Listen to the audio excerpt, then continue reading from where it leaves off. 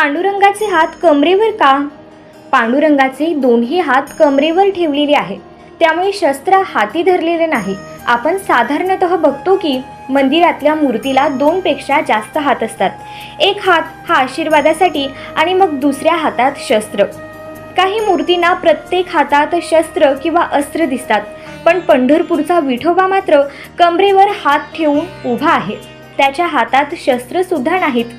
याचा अर्थ काय असावा? पांडुरंगांच्या हातात शस्त्र का नाही?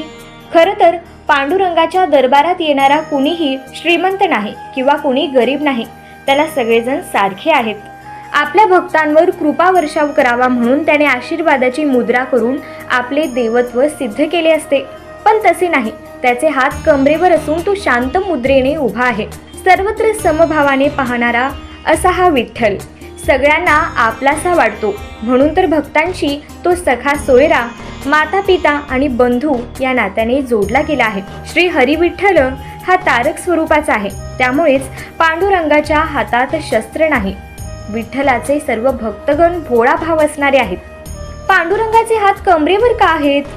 विठ्ठलाचे हात कमरेवर असण्यामागे असे सांगितले जाते की संसार रूपी भवसागर पार करताना भक्तांना अनंत अडचणींचा सामना करावा लागतो. तेव्हा विठू माऊली कमरेवर हात ठेवून भक्तांना जणू सांगत आहे, हा भवसार तुम्ही पार करू शकता. त्यात कमरेपर्यंत पाणी आहे. तुम्ही सहजपणे तो पार करू शकता. तुम्ही त्यात डुबणार नाही. सुखरूपपणे तुमच्या इच्छित स्थळी पोहोचू शकता. असा सार्थ विश्वास ही विठू माऊली आपल्या संसारी भक्ताला सदैव देत असते.